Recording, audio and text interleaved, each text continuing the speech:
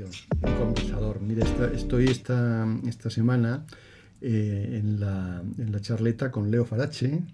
Leo, muchas gracias. Gracias a ti, José María. Que él es creador de la plataforma Conversar Mejor, fijaros qué interesante, y director de la Asociación de Agencias de Medios y autor de varios libros como Los 10 pecados capitales del jefe, El arte de comunicar o Gestionando adolescentes. Y ahora el más reciente, por el que nos lo hemos traído aquí a Leo, que es La magia transformadora de la conversación, editado por Almuzara. Y estábamos antes comentando la broma que tú comentas aquí en el libro, que haber escrito un libro sobre jefes no te hace buen jefe necesariamente, ni sobre adolescentes buen padre necesariamente, ni sobre la conversación quiere decir que sepamos conversar bien, pero vamos a intentarlo, ¿no? Vamos a intentarlo, efectivamente. Vamos a intentar que nos salga una bella conversación. Una hermosa conversación. Sí. Bueno, yo me interesó mucho el libro cuando nos llegó, porque pues por esto que se dice tanto de la sociedad tan polarizada, ¿verdad? Y de tanta gresca, ¿no? Y una sociedad tan bronca como la que estamos, bueno, pues hemos tenido, ¿no? El asesinato de Charlie Kirk, el espectáculo de la política, de las sesiones parlamentarias tan broncas, ¿no? Las redes sociales, bueno, y de forma más micro, pues las relaciones de pareja o los claustros de profesores o las entrevistas con los padres de los profesores, o sea,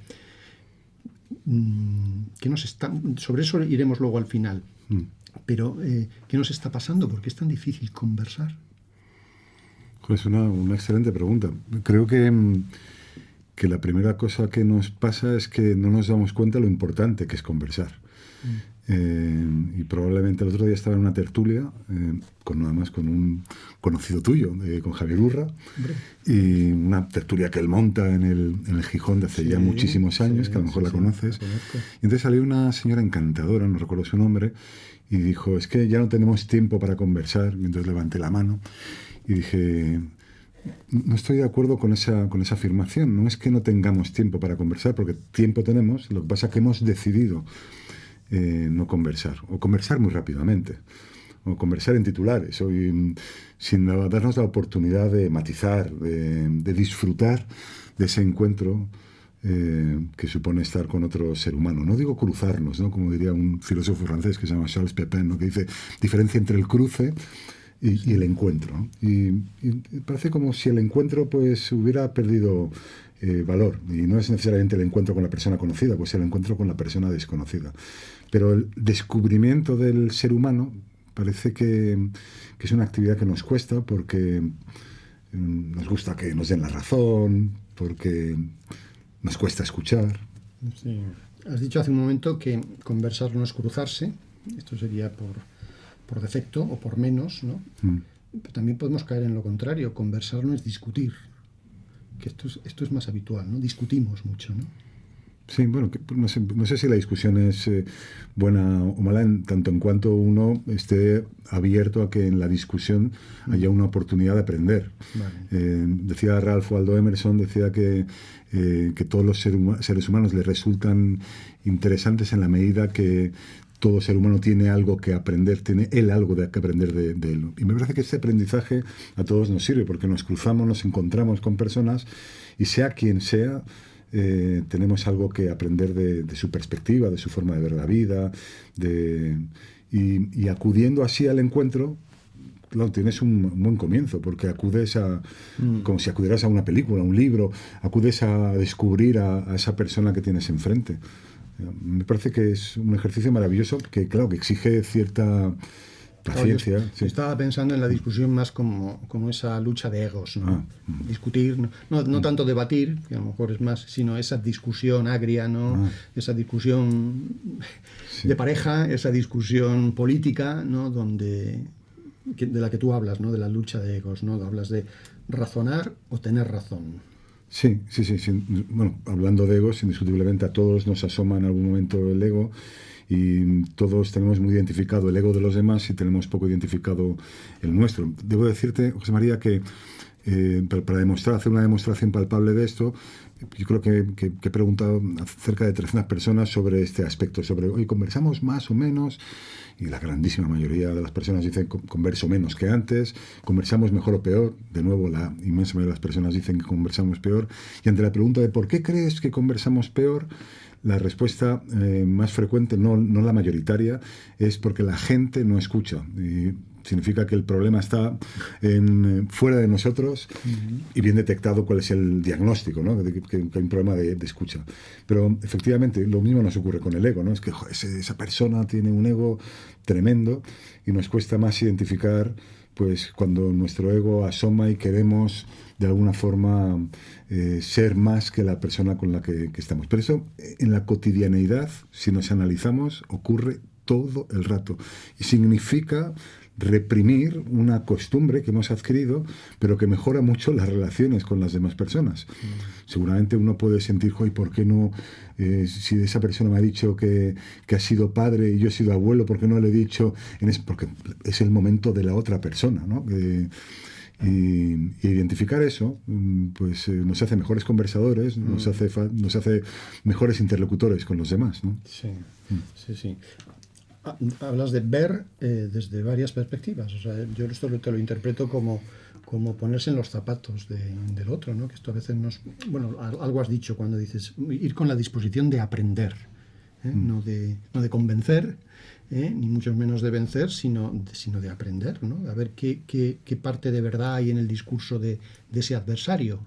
¿Así lo interpreto yo o no? Sí, puede ser así, o puede ser nuestras motivaciones para creer una determinada cosa vienen determinadas por nuestra educación, por nuestro entorno, por nuestras lecturas, por cosas que han ocurrido a nuestro alrededor. Nosotros no hemos nacido con una opinión, nuestra opinión la hemos ido formando durante el tiempo.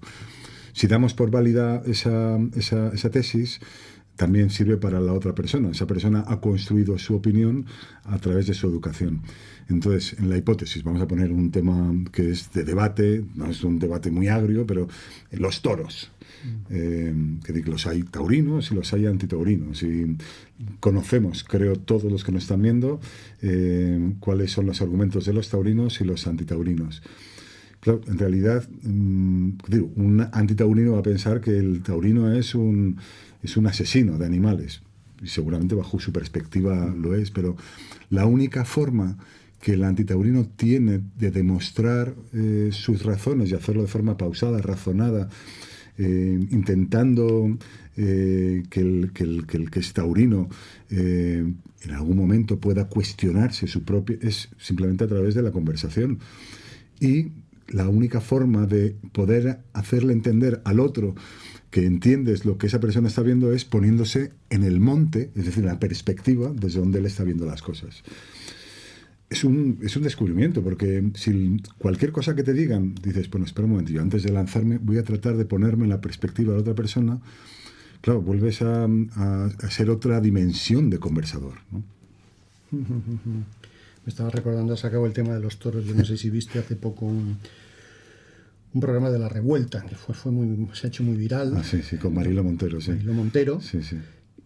¿Qué te pareció esa conversación sobre los toros? Bueno, es que la vi en redes sociales, ¿no? Yo también, lo vemos todos. Sí, lo he visto, digamos, a trozos, ¿no? Pero con lo cual no tengo... trozos que viste Bueno, es que la verdad que no tengo una opinión muy formada. O sea, tengo opinión formada sobre el debate que se formó entre Broncano y Mariló, no al respecto de los toros, sino al respecto de la opinión que tenía Mariló Montero sobre el sesgo que tenía la televisión española. Y bueno, entonces, esa fue otra parte, sí, otra parte. Pero sobre los toros, me parece muy interesante este documental. Bueno, dice documento, dice su autor, que no recuerdo el nombre, que es siguiendo la vida de un torero que ahora no recuerdo, Roca Rey. No sé si has visto ese. No. Es espectacular, porque no se sabe cuál es la intención del que ha creado el documento. Por una parte, para los taurinos, ese es un documento de gran belleza, porque refleja en primer plano todos los momentos en el que el torero se enfrenta al toro. Y para aquellos que en cambio no sentimos tanto aprecio porque creemos que está sufriendo mucho el animal y prevalece en nuestro sentimiento eso, en cambio nos refuerza en ese sentimiento. Y esa es la forma de ver un mismo documento, como ya digo, dice el autor, que no recuerdo su nombre, un mismo documento, desde qué perspectiva lo está viendo cada uno, ¿no? Y esa sería una demostración de que de alguna manera tenemos que aceptar que hay diferentes perspectivas para convivir. Sí, y que puede haber algo de verdad en el argumento del otro. Claro. ¿No? Algo, aunque sea un trocito, ¿verdad? De verdad, porque si no parte de la idea de decir, no, el otro, yo me tenía aquí apuntado, ¿no? Los adversarios son o tontos o malos. Y esto es una especie de principio, ¿no? Este señor o es tonto o es malo y no tiene ninguna parte de razón, pues ahí poco vamos a avanzar, ¿no? Me parece a mí, ¿no? Poco se puede descubrir, ¿no? Claro, pero eso, perdóname, José María, eso es lo que decías al principio, en el debate que se maneja en los medios de comunicación, en la política, en muchas ocasiones aflora esa etiqueta del adversario como una persona que es deleznable, A mí te sacaba el tema este de los toros, del debate, en fin, de la revuelta broncana, porque yo sí lo vi no el programa, pero sí cortes, y sí me dio la sensación, yo también no soy precisamente yo muy taurino, o sea, no me gustan los toros, pero me dio la sensación de una posición pues muy maximalista por parte del entrevistador de Broncano, ¿no? O sea, que de alguna manera no admitía ni ninguna posibilidad, ¿no? O sea, fue una especie de apisonadora, ¿no? sobre la posición que yo criticaría, por parte de, pero me parece que hasta en esa posición algo hay que escuchar, ¿no? Decir, claro. Pues a lo mejor voy a intentar entender sus argumentos, pero bueno, no soy yo el que tiene que nos cuesta escuchar, y yo había apuntado aquí mucho más en silencio, ¿verdad? Aquí haces un elogio del silencio, de saber escuchar. Ahora mismo uno pregunta y es que, vamos, a los 10 segundos uno ya está nervioso, ¿no? Y además empieza a pensar ya en su respuesta. Claro, Esto es muy habitual, ¿no? Sí, creo que eso es lo que nos pasa, digo, como sociedad, efectivamente, que quizás lo podemos enlazar con el tema del ego, ¿no? Que al final queremos quedar bien delante de los demás hablando. Y a lo mejor se puede quedar bien escuchando, preguntando. Y esa es una invitación. Digo, en el libro, uno de los capítulos es el arte de escuchar y de preguntar. Mejor dicho, de preguntar y de escuchar, porque parece que la pregunta precede a la escucha, y con buenas preguntas se construye una buena conversación. Con una buena pregunta se construye la oportunidad de aprender de la otra persona. Con una buena pregunta se construye el interés que uno tiene por el prójimo. Con una buena y sincera pregunta, ¿no? Sí, y sincera pregunta, porque hablas de elaborar buenos mensajes con buenos argumentos. Y yo, mi prejuicio y mi colmillo de periodista me ha llevado al leer esto, digo, oye, sí, pero ojo, ¿cómo no convertirnos en sofistas? Es decir, que al final tiene que haber una sana intención de buscar la verdad. Claro. La verdad con minúscula, pero de buscar la verdad, porque si no, al final uno se puede convertir. Yo, por ejemplo, en algún momento he sido crítico de los torneos de debate escolares. Yo también estoy de acuerdo contigo, que también ejercería una crítica con respecto a eso. Sí. ¿Por qué no te gustan? Bueno, precisamente porque parece como que el objetivo es tener la razón, no razonar. Entonces el primer punto de partida es tú defiendes A, tú defiendes B, y eso construye una especie de cultura, ¿no? Alrededor de nuestras conversaciones en el entorno laboral o en cualquier entorno, donde al final, ¿qué es lo que importa? Que nuestra opinión prevalezca. Es decir, nos ponemos contentos porque hemos ganado la conversación, y podría ser que nos pusiéramos muy contentos porque hemos cambiado de opinión. Claro. Que eso nos enriquecería muchísimo, ¿no? Que digo, qué bien has cambiado de opinión, pero cambiar de opinión parece como que no está de moda o está mal visto. Yo soy soy una persona con mis opiniones sólidas, mis opiniones son las de siempre. Eso es una afirmación que es muy valorada, que creo que deberíamos de alguna manera tratar de cambiar, ¿no? Sí. Y que esconden que no hay realmente una búsqueda sincera de la verdad, ¿no? Porque uno lo que quiere es no razonar. Razonar supone, quiero razonar porque quiero acercarme, ¿no? a la verdad. y sin embargo lo que quiero es tener razón, quiero afirmar mi posición, ¿no? Simplemente, ¿no? Es una especie de afirmar una posición, ¿no? Consejos también, porque claro, el libro, esto también tienen que saber quienes nos estén viendo, que el libro no es de especulación, estamos aquí filosofando mucho, sino que es muy práctico, ¿eh? Sí. Muy práctico. O sea, uno después de leer el libro, porque pones muchos ejemplos prácticos, ¿no? De qué se debe decir, qué no se debe decir. De hecho, al final vienen, ¿no? Frases prohibidas y frases recomendadas, ¿no? Entonces, hablas de que un consejo práctico es la metaconversación. ¿Qué es esto de la metaconversación y por qué es eficaz? Bueno, debo decir que muchas de las cosas que cuento vienen del estudio, del análisis personal, pero muchas otras, la gran mayoría, vienen de haber leído mucho sobre la conversación. Digo, hace unos años me pregunté a mí mismo, cuando tenía 59, ahora tengo 62, me pregunté cómo resumiría mi vida y encontré en la conversación, en las conversaciones, la respuesta con la que me sentía más satisfecho. Es decir, que yo resumiría mi vida en conversaciones, más que en restaurantes, en viajes o en cualquier otra cosa. Y a medida que me repito esto, disfruto más conversando y pienso que eso es lo que quiero hacer en la vida, ¿no? Que es relacionarme con otras personas y conversar. Decía que esto de la metaconversación es algo que leí en un libro que se llama El arte de conversar, de un señor alemán de nombre impronunciable, von no sé qué, Thun, ¿no?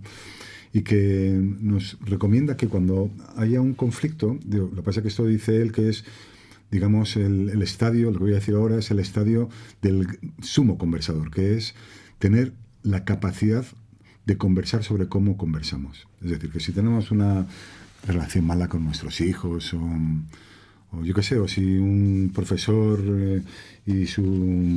y la familia de repente encuentran que están en una conversación que no está fructificando, oye, ¿qué tal si nos ponemos a metaconversar y conversamos sobre cómo estamos conversando?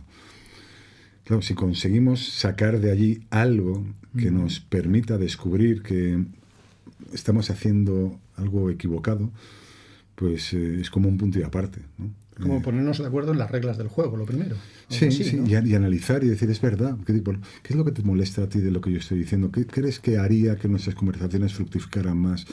Claro, una vez no nos damos cuenta sobre nuestros errores, ¿no? Y, bueno, es que hablas de forma muy tajante. Bueno, pues si alguien te lo dice, aceptas la perspectiva del otro, pues probablemente puedas bajar no decir, yo no hablo tajante, pues entonces no hay cabida, ¿no? A mejorar. Entonces, la metaconversación, dijo también dos psicólogos hace muchos años que se llamaban Mendel y Mendel, decían que si las nuevas generaciones aprendieran a metaconversar, y ya digo que esto es hace muchos años y no lo hemos hecho, tendríamos otro mundo diferente. Claro, es que si nos imaginamos esos conflictos que aparecen en cualquier nivel, si separamos un momentillo y decimos, hoy vamos a conversar sobre cómo estamos conversando, a lo mejor... Mejor nos iría, ¿verdad? Sí. Mejor nos iría, sí. Hablas aquí en el capítulo ya 17, es un anexo, frases prohibidas. Frases prohibidas. Dime alguna que te guste, porque son muchas. ¿No? Creo que son 50, son 50. Cosas que no hay que decir, ¿verdad? Si uno no quiere que naufrague una conversación, ¿no? Cosas que no habría que decir. Hay muchas. Estoy tratando de recordar alguna...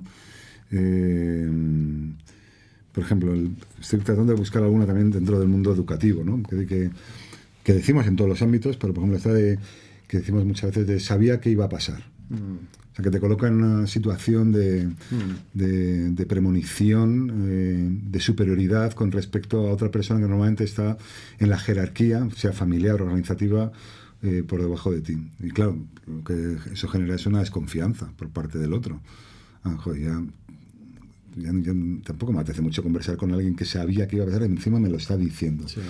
En vez de tratar de aprovechar ese suceso, el que sea, para aprender juntos, pues te pones en una... Son cosas muy... A mí hay una, por ejemplo, que me gusta, la 2, sí, porque son muy sutiles, pero es verdad que esa frase, dicha de un modo o de otro tan parecido, puede orientar bien la conversación o puede llevarla al garete. No estoy de acuerdo contigo. Sí. Dice, no estoy de acuerdo con lo que dices. Porque decir no estoy de acuerdo contigo ya estamos aquí, ¿no? Ya estamos enfrentando. No estoy de acuerdo con tu persona, ¿no? Exactamente. Con tu persona. Estoy de acuerdo con lo que dices. Exactamente. Eso es Sí, pero es verdad que normalmente no estoy de acuerdo contigo, pero parece como acabas de decir, que no estás de acuerdo con el conjunto de la persona. Luego hay muchas que son, perdóname ahora, que bueno, donde hay mucho ego detrás, ¿no? Pues has mencionado tú la de sabía que iba a pasar, pero hazme caso, te lo digo yo. Sí. Como yo digo, tal, o como dice mi madre. En fin, hay mucho, eres de los míos, ¿no? Hay como... Si eres de los míos, ahí lo que propongo es que cambiemos el papel, porque efectivamente si creemos que estamos pensando una cosa similar sobre un asunto particular, en vez de decir en unos días, yo soy uno de los tuyos, digo, porque...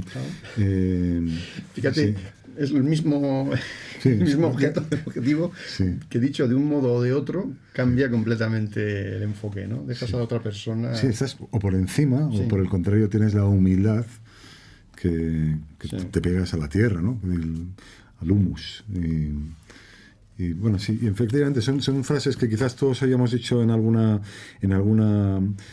ocasión, pero bueno, por ejemplo esta que dicen mucho los políticos cuando han metido la pata hasta el fondo, pero lo decimos también en otros ámbitos, pero los políticos lo hacen mucho, que es si alguien se ha molestado, pues hombre, claro, es que si o sea, sé que he molestado y pido disculpas por ello, ¿no? Pero parece como si la persona que se ha molestado le hubiera dado un jamacuco, un yuyo, que de repente le ha dado un ataque de sensibilidad, ¿no? Es que ha habido una razón objetiva para que las personas se molesten, ¿no? Sí. Sé cómo te sientes, ¿por qué está mal? Sé cómo te sientes. Bueno, porque en algunas ocasiones, sobre todo cuando se ocurre una enfermedad grave y uno está pasando por un trance, el que sea, y entonces decimos, sé cómo te sientes, la otra persona puede pensar por dentro de sí misma, muy probablemente, es que no tienes ni idea de cómo me siento, pregúntame cómo me siento, que eso es lo que me interesa. O sea, que me digas que tú sabes cómo me siento y por lo tanto ya sabes qué es lo que yo debería hacer, porque tienes ese conocimiento. Bueno, y esto ocurre mucho cuando una persona tiene, las mujeres, muchas veces en debates sobre el cáncer de mama, otros cánceres, pero sobre todo ya sé cómo te sientes, pero tú sabes lo que estoy pasando por dentro. Ya. Sí, no, está muy bien. Hay mucho ego detrás de muchas frases estas y también condescendencia, ¿no? Mucha condescendencia, sí, que es terrible, ¿no? Sin ánimo de ofender, ¿verdad? Esta frase. Sí, eso es, claro, es como la preparación para decirte, oye, te voy a tocar las narices, pero ya me curo en salud, ¿no? Digo, sin ánimo de ofenderte, pero ahora te voy a decir no sé qué. Pues casi mejor dímelo sin que me ofenda, ¿no? Pero bueno, somos torpes conversando, y yo el primero. Somos torpes, pero si uno hiciera el ejercicio práctico muy concreto, pues son 50, de proponerse no incluirlas esas 50 frases en sus conversaciones, mejor les iría, por ejemplo, a los políticos, ¿verdad? Bueno, es que los políticos están haciendo una muy mala labor. Mala, ¿no? Nos están haciendo mucho daño. Lo digo realmente con tristeza. Digo, porque supuestamente el político es aquella persona que quiere cuidar de forma generosa de la comunidad y nos están haciendo daño. Totalmente. Desde el punto de vista de la pedagogía social, ¿no? Desde el punto de vista de un mal ejemplo. Sí, de la oportunidad de hacer que nos sintamos comunidad, que seamos una colmena. Y que las abejas, que somos unos de una padre, que seamos capaces de construir una sociedad. Y están consiguiendo todo lo contrario. Y nos están haciendo mucho daño. Y que tú no, perdóname, Leo, que no es que les invites a que no se pueda discutir, a huir del conflicto. No, si se puede discutir. Claro. Y no hay que huir del conflicto, pero de otra manera, ¿no? Sí, construyendo y no pensando estrictamente en intereses partidistas, sino que hagan prevalecer aquello que dicen y que después no hacen, que es porque los españoles, quiero lo mejor para los españoles. Lo que queremos la sociedad es intentar convivir, construir, mirar hacia el futuro, discrepar, por supuesto, y hacerlo con respeto. Y lo que pasa es que lo que vemos en la televisión es como decías tú antes, el ejemplo sobre el que construimos, sobre el que cultivamos nuestras propias relaciones. Entonces, ojalá no lo vamos a conseguir, ¿no? Digo, por mucho que queramos. Digo, no vamos a conseguir. Estas 50 palabras no las vamos a conseguir que las incluyan. Sí, estas frases sí, pero y que fueran con la intención por la que han sido contratados, ¿no? Que es tratar de organizarnos mejor como sociedad y que tanto los individuos como la colectividad, sobre todo la colectividad, vivamos mejor, ¿no? Ellos piensan que eso, bueno, no les va a quitar votos, porque yo creo que ellos ven las redes sociales que están igual. Entonces dicen, entran, no sé qué es antes el huevo o la gallina, pero claro, es que las redes también, y ahí no son los políticos, somos nosotros, ¿no? Los que estamos a limpia gresca. Sí, pero ellos pueden, digo, ser los que construyan una moda, ¿no? Que ahora hay una moda de hablarse como se hablan ellos, en cierta manera. Y entonces imaginemos un parlamento, ya sé que es ciencia ficción, ¿no? Donde aparezca Feijóo contradiciendo a Sánchez o viceversa. Perdóname, discúlpeme, señor Feijóo, no estoy de acuerdo exactamente con lo que ha dicho.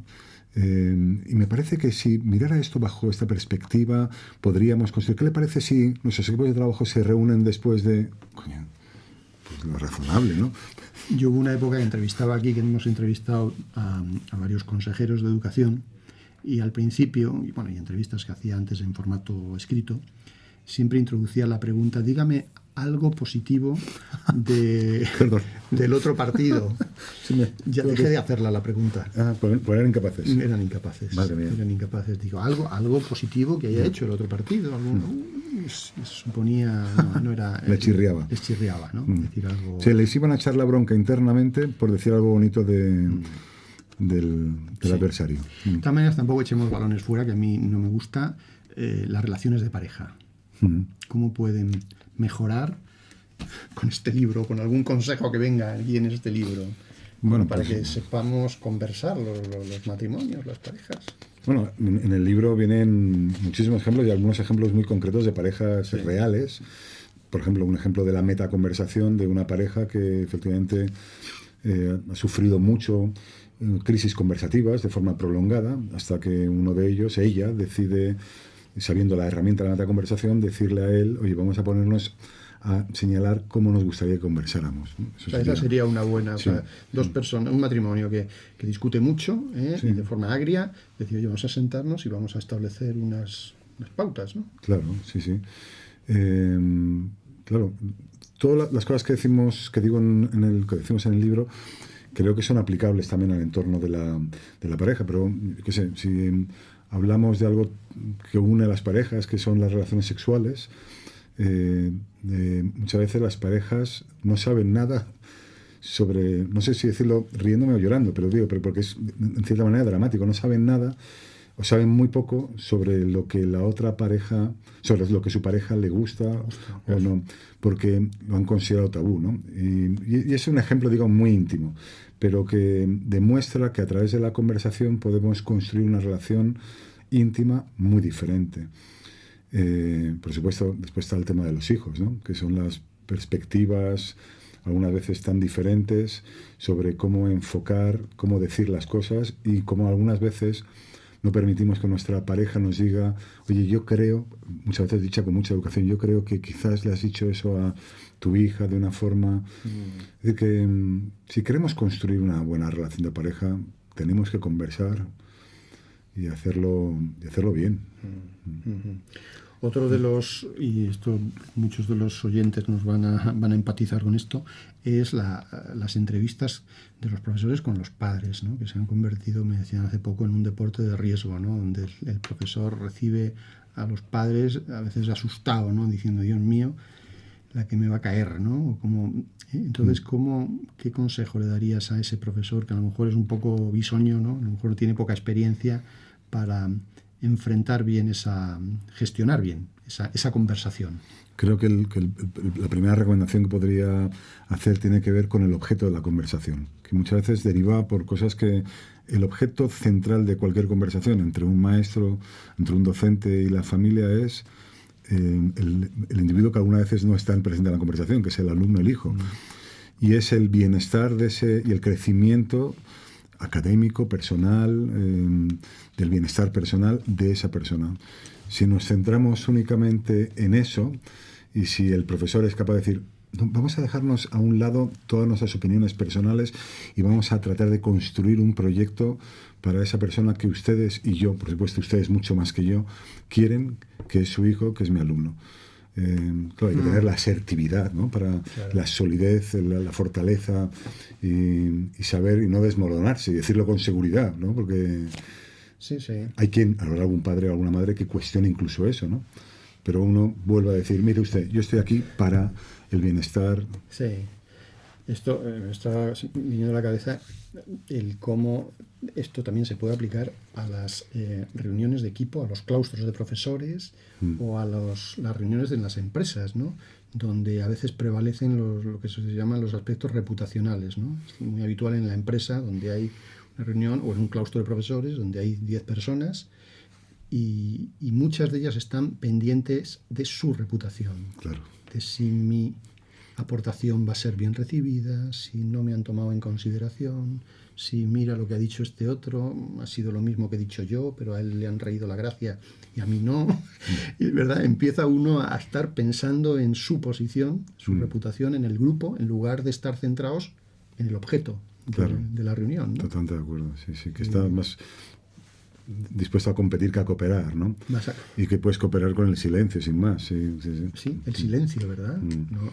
Si no tengo por qué hablar, ¿no? Que a veces decimos, estoy obligado a tener que decir algo. Pues no sé. Sí, hoy estás muy callado. Bueno, sí estoy callado porque no he encontrado el momento oportuno de decir nada, porque además estáis diciendo las cosas súper bien. Bueno.